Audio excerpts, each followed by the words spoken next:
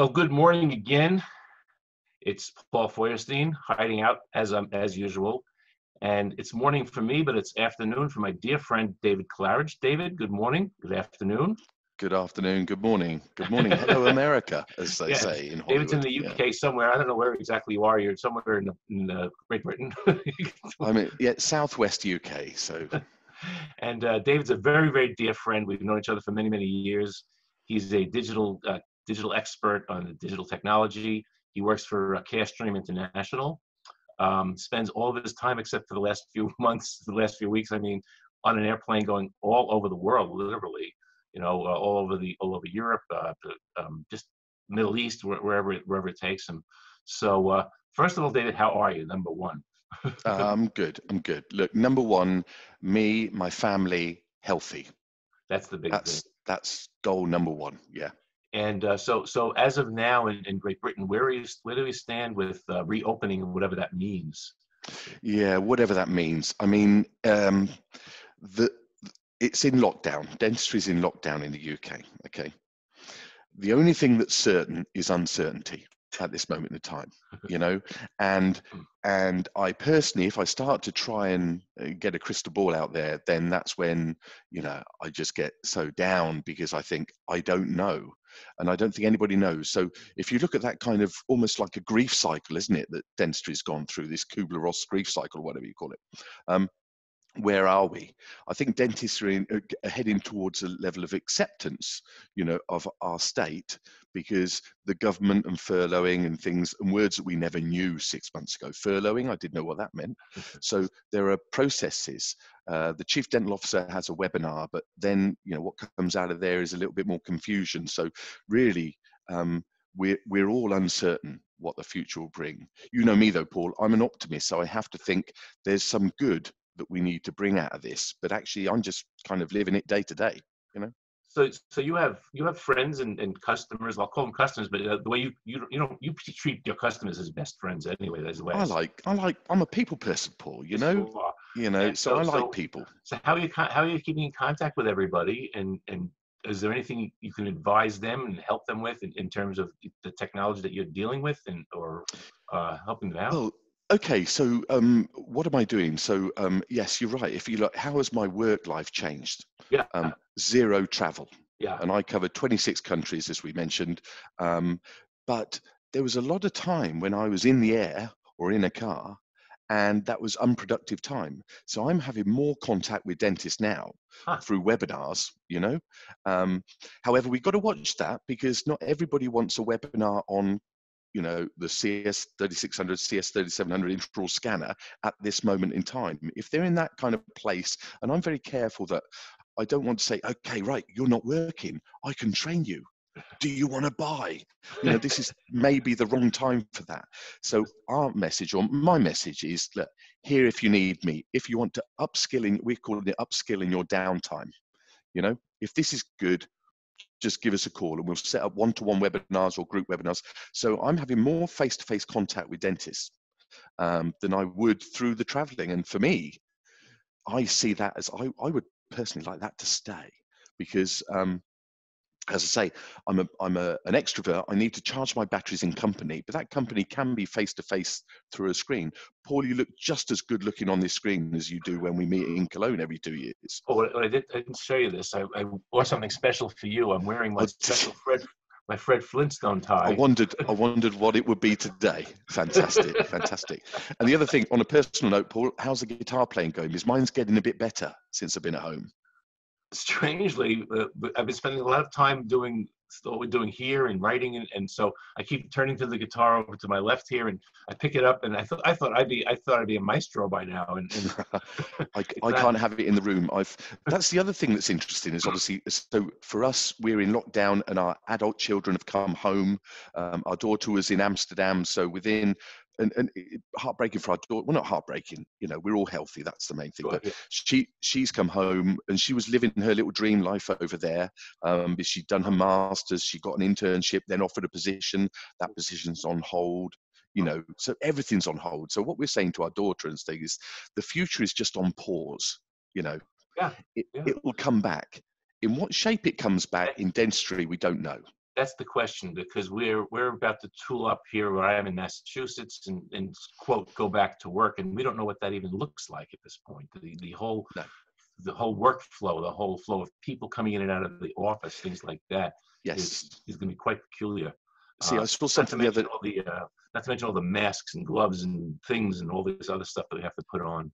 You know, PPE is mentioned every 60 seconds, isn't it now? Yeah. And we're in dire need of PPE in the UK. Now, where dentistry goes, I don't know. I did see a suggestion the other day. They were saying that in the private world, there could be a clean down time, almost like every patient the surgery has got to be addressed as an implant surgery, Yes. case. So, and then a wipe down and a clean down of 30 minutes each patient. Exactly. Well, that doesn't help the National Health Service that see a lot of patients. And if you're busy practice, how do you cope with that? Yeah, So that's who knows? yeah. They're in Great Britain. There are multi-tiered practices. So you have Yes. the public health and then the private practice, and the public health serves like sort of clinical. The way I understand it. Yeah. So just to go back, the certainty is uncertainty. We really don't know. As a personal thing, I think, okay, what can I influence? I can influence my webinar, and that's it. I can keep people that want trained. But I'm looking also, as an aside, Paul, what is interesting through this period is how people are reacting on Facebook. So me being a people person, I'm looking, and also I've actually found that I've got closer to a lot more people, and there's a lot of people that reacted differently to how I react as a person, which is see the positive in the situation, because otherwise it's too mind-numbing for me to just stay in that sort of depressive. I want to get to acceptance as fast as possible in that curve. Right? We've all become humanized. I mean, you're watching TV shows, you're watching reporters. They're sitting in their living rooms and dressed in a t-shirt. There was a guy the other day on the TV who was wearing no pants. Well, I've only put this top on for you, Paul.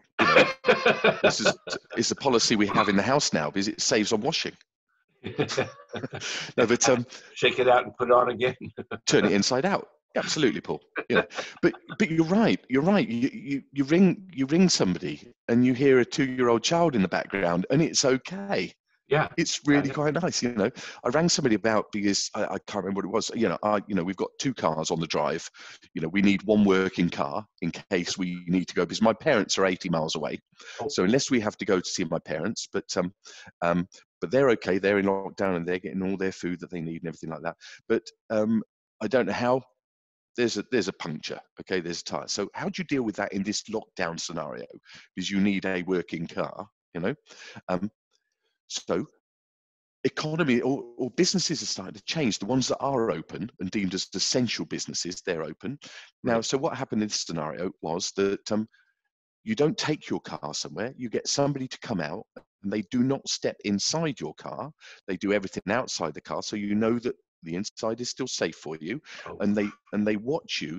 You stand 5 meters away, and he said, I need you to see me wipe down the outside of your car. Wow. And I thought, so we do adapt, don't we? Yeah, and we had an issue in my own house. We had a plumbing issue, and the plumbers said, "Is everybody okay in the house?" Luckily, in my house, it was a basement problem, and there's outside access to the basement. The guy came in, looked like Darth Vader. He had this gigantic thing on his head. It was pleasant about the whole thing. But Paul, I think certain parts of the world will not come back to as they were, and there might be certain parts of dentistry that actually was okay to change. I think so, and just specifically talking about the technology that we work with, specifically myself and yourself, with intraoral scanning. I think when you think about now, what has to be done if you take an impression and then you have to clean it and send it to the lab and all this other stuff. This is going to be a beautiful transition, and in the long run, I think it's going to put more people into the digital world and taking the digital approach. And that's what I hope. I'd like to predict that, because obviously it helps me, because that's the field I'm in, Yeah.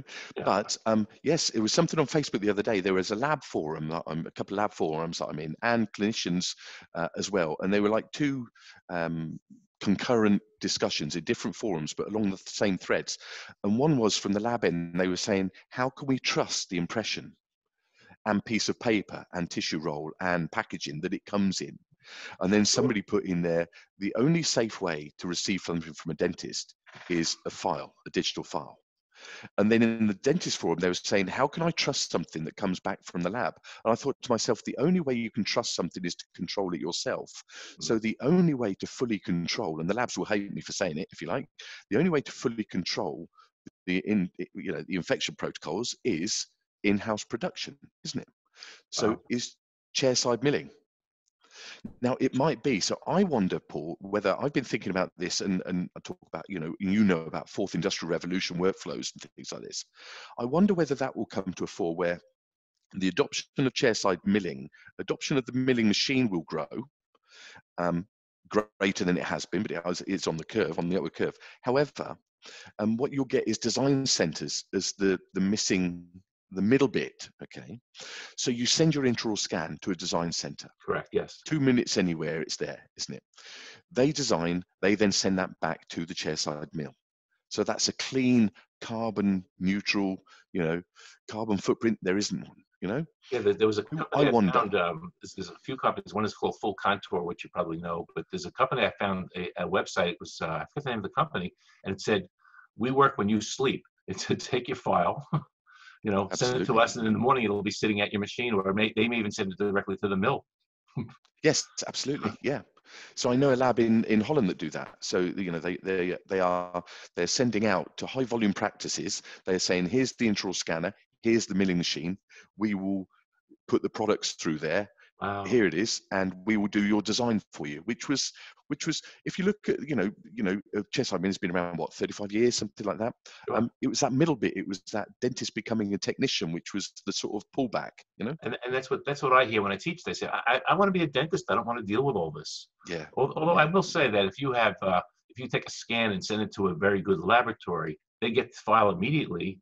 They can put it into process immediately, and the turnaround is probably a few days at this point. Yes. But again, the packaging is, you're right, the packaging is coming, the tissue paper, the box, the whole thing. In my own house, my wife doesn't let the mail in. She leaves the mail out for a day, then she puts it in the oven at 150 degrees. Wow. for 10 minutes or 15 minutes, and then opens the mail. And your letters are still readable at 150 degrees? Yeah. The only thing that melts is the little plastic part where the address is.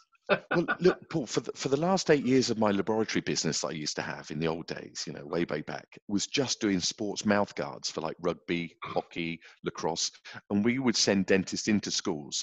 And so I'm only recently painfully aware that a plastic impression tray takes up to 450 years to degrade in landmass. Right? So Sure. I've put over 8 years. I've put my business, a small business, tiny business, put 40,000 impression trays into a hole in the ground for the next 450 years. So I had no alternative, but scanners, that's why I'm passionate about intraoral scanners.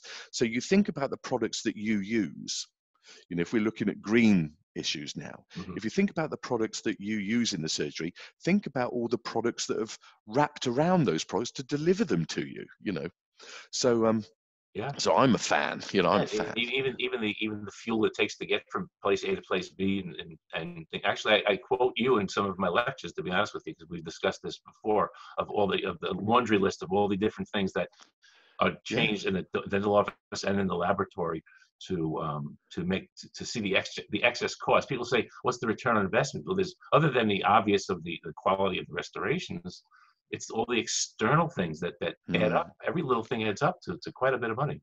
But I wonder whether you've noticed, it's now, we're not calling them impression scanners anymore.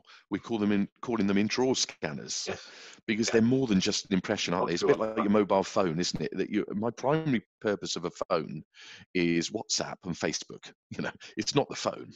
Yeah, that's down the list of priorities of what I use that for. So the intraoral scanner for me, the move forward is patient monitoring, and that's been shown up in this current situation. So out of adversity, innovation comes through. Absolutely.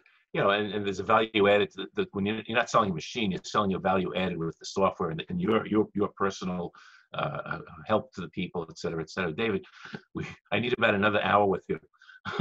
This is only part one, isn't it, Paul? Yes, I guess so. I guess so. That's fine. I'll be home for another few weeks, so I think we have more time coming up. So It's an we have to sort of absolute pleasure. cut the button at this point. Just great seeing you again. I miss you. Absolute I pleasure. hope Me to too. see you at least. I hope the IDS show appears in March. I mean, that's gonna be a big test It by the c- time I come to next March. it could be. I think it will be on. I think it will be a test on our livers, Paul. The amount of alcohol we will be consuming is, you know, but It's the it'll be first great time to you've seen see you. human beings other than your family. I know, and they've seen enough of me now. Anyway, absolute pleasure, Paul. Take What a care. pleasure, David. Thanks so much. I'll be in touch with you. I'll send you. I have some other questions for you later on, and I'll be in touch with Fantastic. you. Thanks. Thanks so Take care. much. Pleasure.